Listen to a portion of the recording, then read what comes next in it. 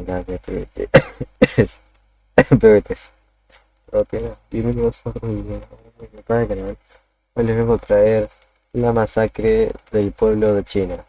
Vamos a hacer una biografía de lo que pasó y todo.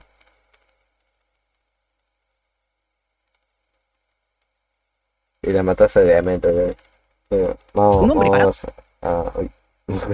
a reaccionar. ¿Un hombre parado contra una fila de tanques? Sí, estás viendo bien. Esta imagen se volvió icónica con el tiempo, pero pocos saben su procedencia.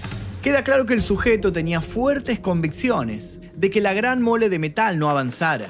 De hecho, se lo puede ver cruzarse en su camino una y otra vez. ¿El contexto? Jóvenes estudiantes que pedían libertad de expresión recibirían la peor de las respuestas por parte del gobierno chino. ¿El resultado? Uy, no, amigo, pero eso nunca se debe hacer. O sea, literalmente protestaron pidiendo libertad justo con un país justo cuando China es un país comunista también, boludo. O sea, el país no se va a caer tan fácil. Literalmente tiene un régimen comunista muy alto. Y ahí sí se pudre todo, boludo. Y acá se está viendo que sí se pudrió todo. Escenario sangriento que las autoridades intentaron ocultar por años. ¿Puede una protesta estudiantil sacudir los cimientos de una superpotencia? ¿Quién fue el joven que desafió a un tanque y desapareció sin dejar rastro?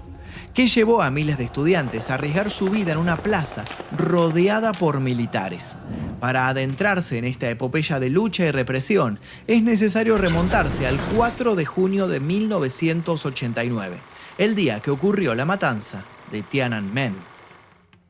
Para comprender lo acontecido en Tiananmen, primero es necesario retroceder hasta comienzos del siglo XX. La caída del Imperio Chino y la inestabilidad de las autoridades dieron lugar al surgimiento del Partido Comunista, un movimiento que llegó al poder el 1 de octubre de 1949 de la mano del líder Mao Zedong. Había sido fundada así la República Popular China. Los primeros años fueron de transformación social, con reformas agrarias y nacionalización de industrias.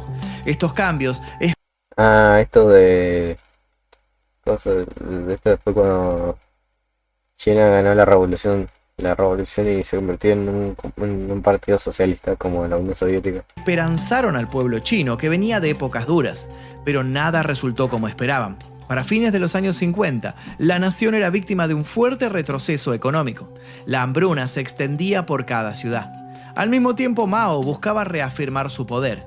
En 1966 llevó adelante la Revolución Cultural, un movimiento sociopolítico con el que pretendía recuperar el protagonismo mundial y combatir a sus adversarios.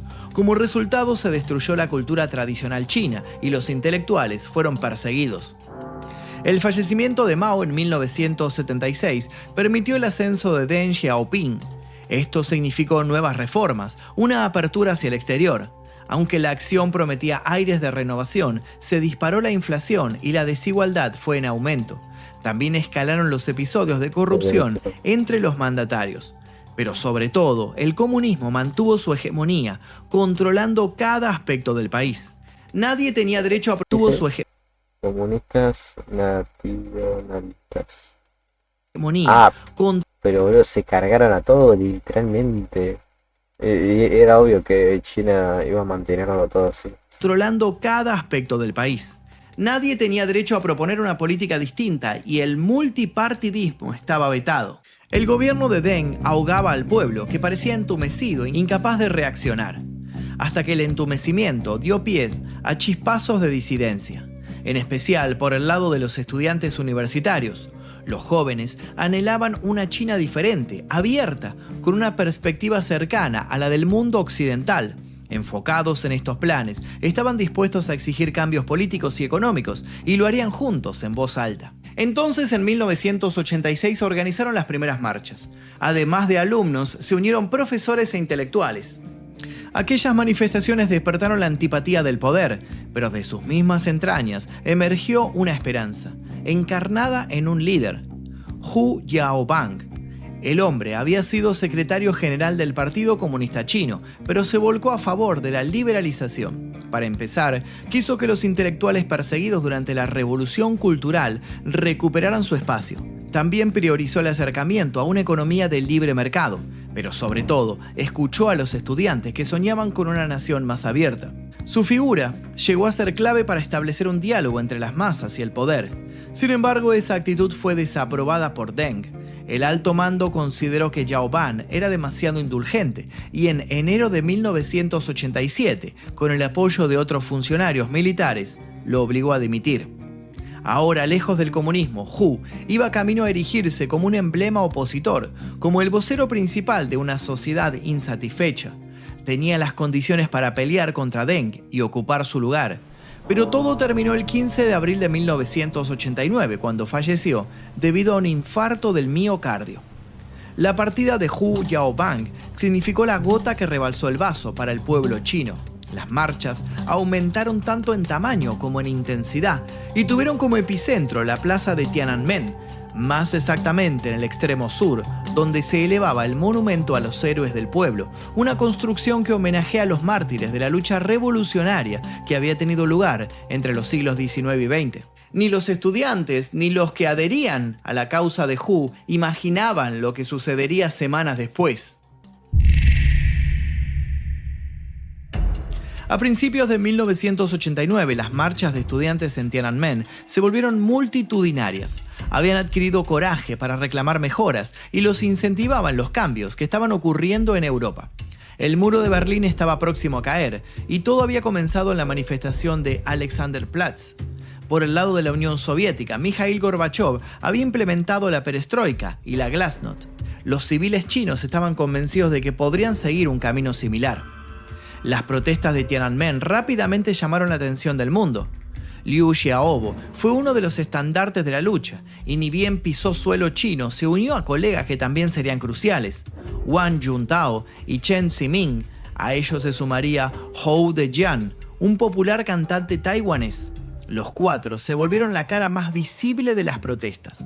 A comienzos de 1989, Liu Xiaobo pasaba por un buen momento personal y profesional. Vivía en Nueva York y acababa de obtener su doctorado en literatura gracias a su tesis titulada Estética y Libertad Humana. Su excelente desempeño académico le permitió brindar clases en la Universidad de Columbia, una serie de logros que lo posicionaron como una figura emergente de la intelectualidad mundial. Pero Liu Xiaobo no olvidaba sus raíces. Había crecido en República Popular China y siempre había sido crítico del comunismo. Pasaron los días y la plaza de Tiananmen ya parecía dominio de los estudiantes y de toda la población descontenta. El 13 de mayo los jóvenes hicieron huelgas de hambre. Luego erigieron una estatua a la que bautizaron la diosa de la democracia. No había dudas de que el compromiso con su causa era absoluto.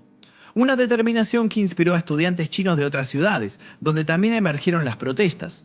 Tal era la unión entre estudiantes, que conformaron un sindicato temporal y luego una iniciativa denominada Federación Autónoma de Estudiantes de Pekín. Tanto en Tiananmen como en otros puntos de China, el objetivo era conseguir un diálogo con el gobierno. Y lo lograron. El 18 de mayo, delegados de los estudiantes pudieron reunirse con el primer ministro, Li Peng. Ambas partes se sentaron a discutir. Las expectativas eran altas entre los jóvenes, los intelectuales y los ciudadanos. Todos sabían que Li pertenecía a la línea más dura del gobierno y lo dejó muy en claro. Exigió que terminaran con la huelga de hambre y abandonaran la plaza. A su vez, los representantes estudiantiles exigieron que se los reconociera como un movimiento democrático patriótico, no como una amenaza para el gobierno. Esas diferencias de base impidieron llegar a un acuerdo. La relación entre los estudiantes y el gobierno era irreconciliable, y eso quedó claro al día siguiente. Los presentes en Tiananmen vieron llegar a Zhao Zijiang, el secretario general del Partido Comunista. Él también exigió que abandonaran la plaza y la huelga de hambre, y aseguró que los altos mandos no se vengarían de ninguno de los manifestantes. Los delegados estudiantiles mantuvieron su negativa. Las convicciones de los estudiantes en Tiananmen estaban superando a Deng y a todas las figuras del Partido Comunista Chino. Por eso decidieron tomar acción sin medir las consecuencias. El 20 de mayo el gobierno impuso una ley marcial en todo Pekín, impidiendo cualquier tipo de reunión social en las calles. Tropas del Ejército de la Liberación Nacional marcharon hacia la ciudad con directivas claras de poner orden en Tiananmen.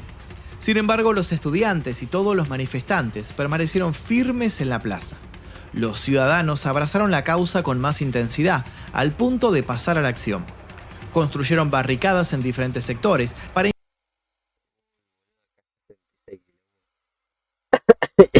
ay Dios, y todo el desastre, boludo, que sucedió. No, mujer, pero literalmente se arriesgaron toda la vida de mucha gente, y todos los jóvenes, boludo, todo para liberarse. Bueno, entiendo que querían ser libres, todo con más poder, expresar mejor, pero es China, y directamente es un país muy grande, con el comunismo muy enfocado y muy fuerte, digo, muy fuerte muy adentro. Directamente ya ahí no puedes romper eso. En Berlín fue porque se cayó la economía, la economía soviética se cayó en la mierda, porque empezó a funcionar todo mal por el descontrol de la economía, por el manejo de armas y todo. Ahí sí se jodió.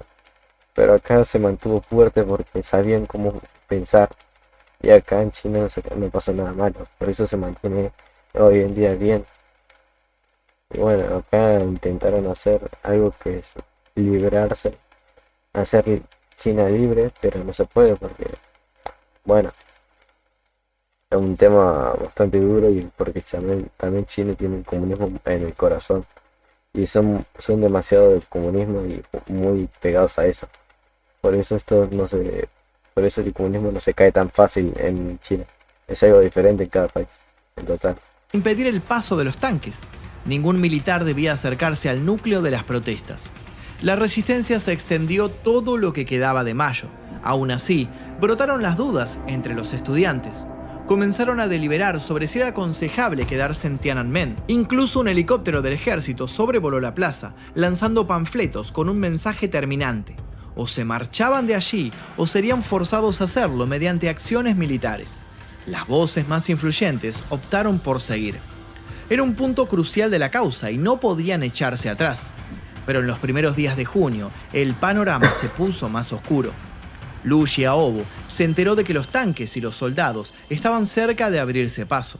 Lejos de rendirse, el 2 de junio inició una huelga de hambre para solidarizarse con los estudiantes. Lo acompañaron Wang Juntao, Chen Ziming y Hu Dejiang. Los cuatro propusieron mantenerse así durante 72 horas. Pero la noche del 3 de junio, el ejército logró avanzar por las calles de Pekín. Al principio usaron gases lacrimógenos, pero cuando los civiles los atacaron con piedras e incendiaron un autobús, recurrieron a armas de fuego. Aquel fue el preámbulo del horror que se estaba por desatar, y es así como nuestra historia vuelve al principio. En las primeras horas del 4 de junio, el ejército llegó a Tiananmen. Allí los esperaban los estudiantes, que se negaron a ser despejados de su centro de protesta. Pero los soldados tenían órdenes del gobierno de desalojar la plaza como diera lugar y no vacilar en usar la fuerza. Los vehículos avanzaron sobre la plaza, aplastando carpas y otras pertenencias de los jóvenes. Ellos se defendieron con pedazos de cemento a modo de proyectiles y también usaron fuego. Algunos líderes intentaron ir por el camino de la paz, pero ya era tarde. No faltaba. Pero tremendo quilombo se mandaron. Directamente, ¿por qué se le ocurrió hacer esto si te van a mandar a la armada ahí para que te maten o te desaparezcan ellos más? Porque literalmente es lo que siempre va a pasar en un país que tiene influyente como puede ser como Estados Unidos, que es como en el capitalismo, que ahí te desaparecen por intentar hacer un golpe de estado o te sacan a la mierda. O acá en China que te desaparecen te desaparecen o te matan para que no vuelvas a hacer esto y bueno, para que no causen más problemas y nada. Y que siga su mandato de poder. Es literalmente eso. Estaron ciudadanos que desempolvaron sus armas de fuego o se apoderaron de otras que habían robado como ametralladoras. Sin dudar dispararon contra los soldados, pero ellos contaban con recursos más abundantes y mortíferos.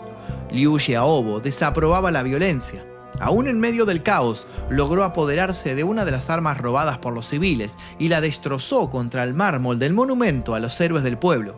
Además, con el apoyo de sus colegas intelectuales, quiso convencer a los estudiantes de que se retiraran antes de que aumentara el derramamiento de sangre. Hubo tiempo para una votación entre ellos, pero la mayoría eligió quedarse y resistir lo más posible. En el transcurso de la madrugada se sumaron más cuerpos y heridos. Al amanecer, una multitud de civiles trató de ingresar a la zona de la plaza, ahora bloqueada por la infantería. Se trataba de los padres de los estudiantes, que pretendían salvarlos de la represión. El ejército les dijo que se fueran, pero ellos no querían hacerlo sin antes llevarse a sus hijos. A modo de respuesta, los soldados abrieron fuego sin piedad. Los que trataron de huir fueron abatidos por la espalda. Si aparecían rescatistas, también recibían disparos. Aquel apocalipsis fue captado por periodistas ocultos en edificios cercanos. Gracias a sus cámaras pudieron hacer una crónica directa de los horrores. Esas mismas lentes se posaron en un hecho histórico que sucedería en Tiananmen. Para cuando llegó la mañana del... Es un montón. Chabón, no pensé que iba a ser tan sangrienta, o sea, directamente mataron a todos los padres de los pendejos, es un montón, boludo. A la mierda. 5 de junio, el ejército había retomado el control de Pekín. Habían cumplido con la misión de desactivar las protestas en Tiananmen. Los jóvenes que no habían perdido la vida o estaban gravemente heridos habían sido arrestados. Al mediodía, una columna de tanques salía de la plaza a través de la avenida Chang'an. Era una imagen intimidante para todos, menos para un joven con bolsas de compras que se interpuso entre el primer tanque, impidiéndole el paso. El vehículo quiso rodearlo para seguir su trayecto, pero él insistió en obstruir el camino. El vehículo intentó otras maniobras, pero el joven era persistente.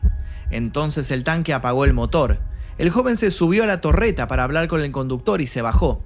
Era evidente que quería seguir ahí de pie, impidiendo el avance de los tanques, hasta que un grupo de personas se lo llevó hacia una multitud. Nadie pudo precisar jamás la identidad de aquel joven, pero no hubo dudas de que aquel instante resumía la matanza en Tiananmen y la postura de una sociedad contra su gobierno. De hecho, resumía también la Amigo, no, muy turbio esto. resistencia. Ay, es muy turbio, boludo, porque este pibito, boludo, no.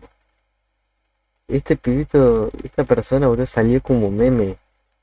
Lo peor de todo es que, boludo, hay memes hubieron un montón de memes de esta foto. Es un montón, no, mierda. De un individuo, sin importar su nacionalidad, frente al poder. Nadie quería que lo que acababa de pasar quedara impune. La matanza en Tiananmen tuvo eco en toda la República Popular China. Hubo protestas en otras ciudades, como Hong Kong, donde la gente vistió de negro en solidaridad con los manifestantes. Esas y otras protestas fueron rápidamente reprimidas por las fuerzas militares. Como queda claro, la solidaridad de los civiles no salvó a los estudiantes de las consecuencias. Se emitió una orden de arresto contra 21 líderes. Algunos fueron apresados y sometidos a juicio. Otros pudieron huir y exiliarse a países como Estados Unidos y Francia. Aquí resultó clave la operación Yellow Bird, orquestada en conjunto por la CIA y la agencia británica M16. Los intelectuales también se volvieron blanco del gobierno. Chen Ximing y Wang Juntao fueron arrestados. Liu Xiaobo evitó la cárcel por esa vez, pero sus obras fueron prohibidas en territorio chino. Se estima que la cantidad de arrestados por vínculos con las protestas en Tiananmen fue de 1.602 personas. Más polémicos terminaron siendo los números de la matanza. Según el gobierno chino, hubo 241 muertos, incluyendo soldados, y 7.000 heridos. Desde el primer momento se especuló que las cifras verdaderas eran... A la mierda, amigo, sí que se pusieron de loco, boludo. Murieron unos soldados y estudiantes, boludo, y muchos heridos, qué carajo. Amigo, sí que estuvo muy loco esto. Todavía más alarmantes. Sin embargo, las altas esferas del poder encontraron el modo de que esos y otros detalles nunca vieran la luz. También justificaron el accionar del ejército, lo consideraron indispensable para controlar a los agitadores. Asimismo, los medios chinos recibieron la orden de comunicar exactamente la versión oficial de los acontecimientos. Algunos periodistas y editores fueron incapaces de seguir ese lineamiento, lo que los llevó a ser destituidos de sus cargos. Las medidas del gobierno fueron aún más lejos. Fueron prohibidas todas las conmemoraciones de las protestas y ningún libro de historia debía siquiera mencionar lo sucedido en aquellos días de 1989. Sin embargo, gracias a la cobertura de los medios más audaces, la matanza de Tiananmen pudo ser mostrada al resto del mundo. Se trató de una tarea nada sencilla. La ley marcial había cortado las transmisiones de las emisoras occidentales, empezando por CNN. Pero algunas filmaciones pudieron ser sacadas del país por medio de contrabando. Así, Las imágenes tuvieron una amplia difusión y la condena fue unánime. Amigo. Deng había logrado que el Partido Comunista Chino se mantuviera en pie, pero no logró impedir que su imagen se derrumbara ante sus pares extranjeros. Si bien la matanza no pudo ser silenciada, surge una pregunta incómoda. ¿Sirvió para torcer la historia? A casi 4 décadas de ocurrida, la matanza de Tiananmen sigue siendo un tema delicado para el gobierno chino. Para empezar, la cifra exacta de los decesos nunca fue revelada. En cuanto a Deng Xiaoping, falleció en 1997, pero cada uno de sus sucesores respetaron sus lineamientos. Liu Xiaobo se convirtió en un emblema de la lucha contra el comunismo, una lucha pacífica, sin recurrir a la violencia. Pasó años en prisión por criticar al régimen y debió soportar maltratos indecibles. Nada impidió que en 2010 le otorgaran el Premio Nobel de la Paz, un laurel que provocó la ira del gobierno chino al extremo de amenazar con romper relaciones comerciales con Noruega. Liu se enteró del reconocimiento estando tras las rejas. Lloró y se lo dedicó a los mártires de Tiananmen. Con respecto al denominado hombre del tanque que apareció para hacerle frente a los colosos de metal, todavía se desconoce su identidad. Para muchos, es un estudiante ignoto no relacionado con los referentes. Otros sostienen que es un ciudadano común, lo que explicaría las bolsas de compras que sostenía. Tampoco se sabe cuál fue su destino. Las teorías apuntan a que también fue silenciado por el gobierno, pero más allá de quién fuera y qué sucedió con él, se consolidó como símbolo de aquel acontecimiento. La matanza de Tiananmen puede seguir siendo escondida por China aún hoy, pero está claro que no todo el mundo está dispuesto a mirar hacia otro lado. No todo el mundo se siente cómodo ignorando el atropello de las autoridades. No todo el mundo obedece por obedecer. La matanza de Tiananmen nos demuestra hasta qué punto un grupo de personas es capaz de arriesgarse para luchar por lo que creen justo. Un hombre... Mm. Sí que fue muy loco esto, ¿no? Un tema bastante sensible, pero sí. O sea, todo por intentar ser libres, cuando la palabra libertad no se puede decir o expresar en chino porque sabemos qué va a pasar. Te desaparecen, te meten preso o te matan. Te sacan del país y te prohíben decir algo o simbolizar cualquier cosa. O sea, literalmente China no le gusta el tema de libertad y eso porque provoca más problemas y más muertes porque no les va a importar. Todo esto por poder, todo esto por dominación y control mundial. Va, mundial no sería control del país, porque en China es mucha autoridad y firmeza, y directamente. Como pasó con Corea, que Corea del Norte, directamente, si unas personas que escapaban de Corea llegaban a China, los mandaban de vuelta al país para que los maten o los hagan trabajar en campo de concentraciones. Es un tema así, boludo, pero muy feo y muy duro. Y duele, eso sí. Pero bueno, ya está. Si les gustó el video, denle like, suscríbanse y nos vemos en otro video. Chau, bebetes.